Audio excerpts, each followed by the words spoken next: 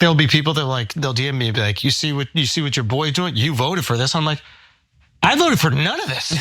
He's doing the exact opposite of everything I voted for. Yeah. I want him to stop the wars. He's funding them. I want him to shrink spending, reduce the budget. He's increasing it. It's like everything that he said he's going to do, except sending immigrants back. And now he's even flip-flopped on that. So add comedian Andrew Schulz to the list. The latest Trump-loving podcast bro to show signs of turning on the president after not following through on his campaign promises. So Cenk, he knew he wasn't a truthful person. This is the one thing that I don't understand about these Trump loyalists, we'll call them. During the interview with him last year, Schulz literally laughed in his face when he said he was a truthful person. What do we expect from this? Yeah, so look, Andrew's a bright guy. By the way, also a lifelong Democrat. And I'll tell you why he voted for Trump, because for the same reason a lot of people did, because they're sick of the establishment and they're sick of the the corporate talking point robots that establishment Democrats and establishment Republicans put out there. And they thought he was different. And the reason why we didn't vote for Trump is because we were positive that he wasn't different. We were positive that he was a fake populist. We were positive that he was a con man. And did Andrew think that he was probably a con man? Probably, but he thought, and I mean, I always go back to this guy, Nick Smith, that we interviewed, rando guy, works at a Waffle House in Western Virginia. We interviewed him back in 2016 for the Hillary Trump race. And he said, look, a lot of people around here are gonna vote Trump. And we asked him why. And he said, because Hillary Clinton says the jobs are never coming back in the coal country, right?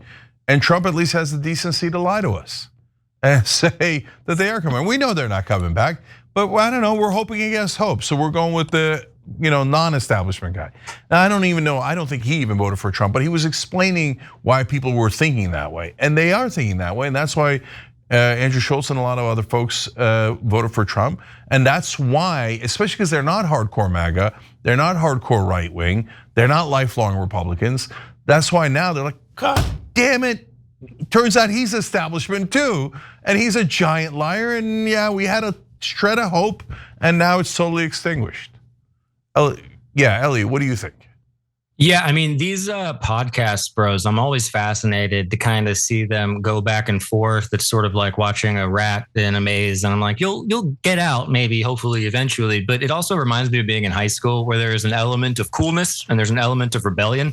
And I think Trump is really perfect for that kind of mentality because there's like an element of you're going against the grain to admit that you like Trump. You're not with all these soft liberals. You like him because he's gruff and you like all the stuff about him that they or we will complain about. But when stuff like this happens and they come face to face with just his abject lying, I think it kind of breaks their brain a little bit and it forces them into a hole where they have to think about what their actual positions are. Because like you're saying, Cenk, I don't think these guys have a lot of positions per se. I think that they go with the flow and they go wherever the numbers are. And the fact that they platform these guys and then turn around and go, oh, I can't believe he was lying when he is the most obvious liar and con man that's probably ever lived. It is brain breaking, but their sets look cool for their podcast. So good for them. Well, Schulz explains why he expected more from Trump. Listen to that. I already expect politicians to not do most of the they say. Mm-hmm.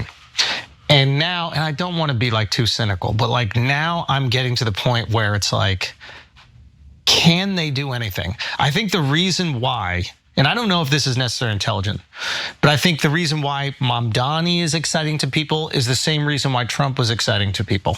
When you are so fed up with the status quo, 1000%. When you feel like the status quo will do nothing and change nothing, you have way more of a longer leash for the outsiders' ideas than you do the status quo's ideas. Yeah. Mamdani comes in with these wild ideas that he cannot do. Most of them, he literally just physically cannot do them.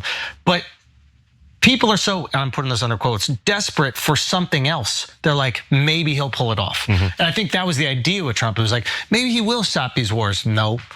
Maybe we will see what's up with this Epstein. No. So he even goes further, Schulz does, to say, look, it's not that Trump's a liar here. in fact, he deserves some credit. He's just too big of a dreamer. I think that he did try. That is, and again, I might look at this through like, was it rose-colored glasses? But like, I think he did try. Like, I think with the wars, he literally did try. I think earnestly he's talking to Putin, thinking he can make it happen. But I also think his hubris got the best of him. Like, I think he's going, yeah, I'm just going to go over there and tell him that we're going to do no more wars. And then he realized, oh shit, Putin really wants to reunite the Soviet Union. Like, that's the thing. Like, Trump is a business person, like a business negotiator, and I don't know if he anticipated the ideologues. So is that it, Cenk, that Trump's heart was in the right place, but perhaps all these other people, Biden, Obama, before him, they just messed it up so much. He wanted to do this, but it's a heavy lift. Yeah, so I'm gonna say that Andrew is 3/4 right there, but that 1/4 is like so grating on the nerves. I can't stand it. Especially the second guy, not Andrew, but when he said like, oh, Trump didn't anticipate the ideologues. He was already president once. Like, why do they treat him like he's some sort of golden baby, like just born into the world? Like, oh, what do you think? Oh, you didn't know there were ideologues. You didn't know there were donors. You didn't know that an Epstein list existed. He was already president for 4 years, right?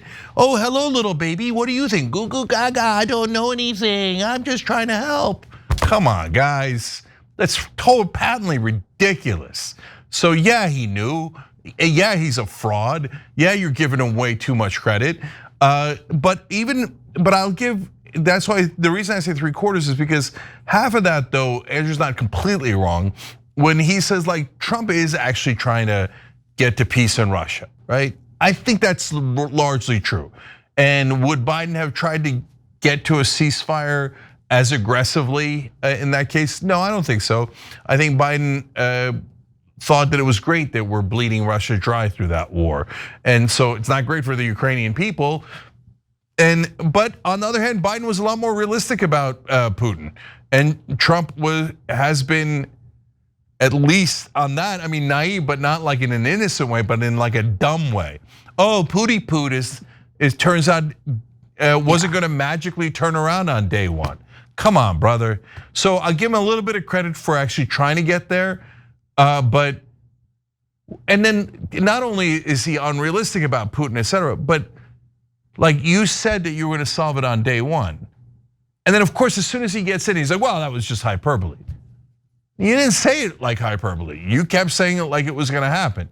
And my point isn't like, oh, I expected him to solve it on day one. No, I thought that was ridiculous and that he had no chance of solving it on day one. But he constantly insults our intelligence by saying things like, I'm going to solve it on day one. And then, so for Andrew and the other guys there, to even go in the direction of saying like, oh, maybe, like he was, like, no, he didn't think he was gonna solve it on day one. He's a liar, he's a giant liar, right? So that's the best I could do. It's partial credit on trying on Russia. And at least I mean, this is the one I'll give him credit for. Massive discredit for bombing Iran, but he did make Israel pull back from further bombing. And that's the first time I've seen an American president do that. So fair show in America, I'll give that. But the half that Andrew is right about is the outsider-insider thing, right? So, and that's why he's right. With Mamdani, a lot of voters are saying the same thing, but from the left, and probably a lot of the same independents, not probably, we know. But Mamdani brags about, and his team brags about how they went and talked to Trump voters in his district. And they found out that a lot of those Trump voters had voted for AOC. And so I say district, I mean New York, of course, he's running for mayor.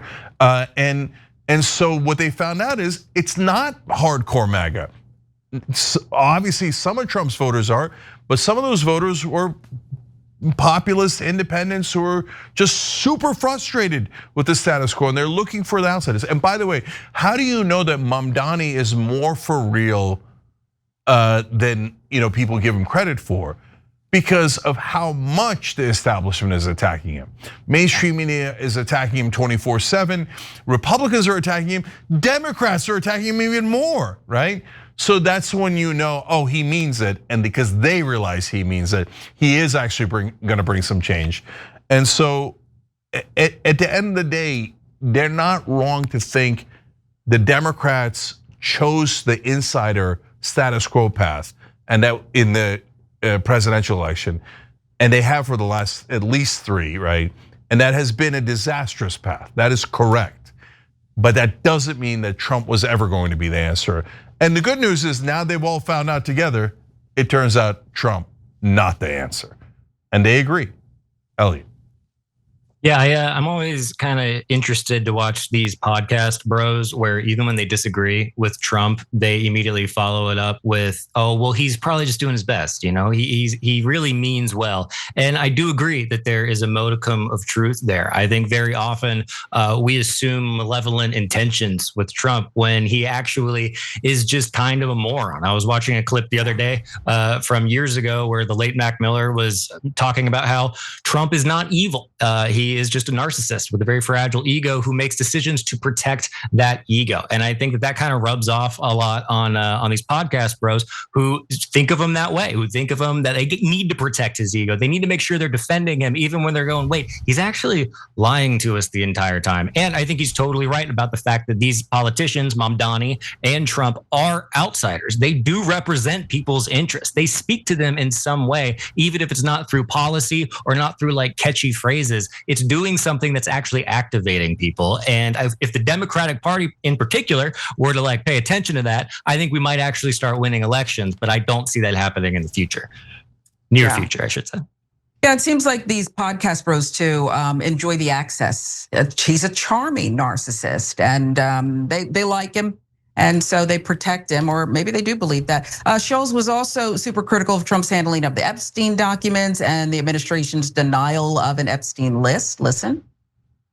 And are people still talking about this guy, this creep? So we're stupid. Yeah. we're the idiots, guys. Just to let you know, we're wasting time. Yeah. I mean, that's a good point. That is, like, in all seriousness, that is, I think, what is enraging people right now is it's insulting our intelligence. Like, obviously, the intelligence community is trying to cover it up. Obviously, the Trump administration is trying to cover up. Something changed because they ran on this idea of exposing it all. All these guys had great ideas. Cockeyed Cash, Dan Bongino. He had clips, dog. He had bars. He was ready to tear it all down. He was ready to tear down the entire FBI office. Shut down the Hoover building day one. Day one. That bitch still standing. And then he goes on Joe Rogan and he's like, listen, do you think if I had it, I wouldn't share it with you? I do. Yeah. I do. I do believe that 100%, especially when you're staring at me like this, telling me that. Wow. So while the panel ripped on Patel's appearance, Schulz's co-host Akash Singh made a good prediction that there's one of two things happening here. So let's hear that. And maybe I'm wrong on this, but if you keep talking about this Epstein, they keep talking about this Epstein list. I got the list on my desk. Now they're saying nothing happened. So one of two things in my mind is it possible. One, you're covering it up, or two, nothing really happened and you exploited the rape of thousands of children to get your man elected. So which one do you want here? Because that one to me sounds just as bad, if not worse. Cenk, is he on to something? I mean, it happened, okay, and it's a conspiracy, and there were other people involved. I mean, that's just a given. What do you think? Yeah, so back to giving them credit. So number one, that's a great point by Akash. And when he said it, I was like, oh, like that is near impossible to argue with, because think it through even a little bit more. So Trump was already president for 4 years. So either he knows that there is a list and it's terrible and he didn't release it in his first term. I don't know whether he's on it or for whatever reason. And he knows he's not gonna release it in the second term, but he runs on it anyway. Like, oh, we gotta release it, and he's a huge freaking liar. So that's option number one. Option number two is he knows there is no list. This one is way less likely, but even in that scenario, he knows there is no list, there is no big deal. So he comes out and runs on it. Oh my God, there's a list that we're gonna expose them in the deep state. That comes to the same conclusion. He's a giant liar. So look, we can get frustrated that they didn't realize this earlier. And there's also a little bit of audience capture here. So once you start going down that road, you start getting more of a right-wing audience. And then you gotta let them down a little bit easy, because they're kind of, because a lot of those folks in the audience are new to politics. So they didn't know about all of Trump's lies. Some of them knew, some of them didn't know, etc. And they were hopeful that he was going to fight the establishment. So they're kind of like gently telling them, it turns out Trump's also a liar. But to give them credit, they are saying Trump was a liar. And that is at least 3 major things they talked about on that podcast where they're like, yeah, Trump screwed us and he was full of crap. That's what we wanted. Here we are 6 months into the administration and that's what we got. So there's a lot of this where I go, let's take the win, guys. So if these guys are now turning around and saying Trump is full of crap, that's a beautiful day in America. That's what we wanted. And look, and it's last thing on this, Elliot, is that it's spread to Trump's damage in that crowd has spread so badly that today the White House put up some stupid Superman meme with Trump as Superman. And the rest of us all like, oh God, what are you, child, right? And it's silly, and I can't believe the official White House account's doing that. So, and MAGA would love it and go, yeah, it's our Superman. Now MAGA was making fun of him, going, what is this? You don't release the Epstein list, and you want us to think you're Superman? F you. So not all of them, but some of them. So there's some heavy damage to Trump here, Elliot. Yeah, I mean, I take back what I said about Schulz. I wasn't believing a word that came out of his mouth, and I was a little frustrated with him. But when they put those tinfoil hats on, man, I was sold. I actually do. I found that very funny and actually agreed with most of what they had to say.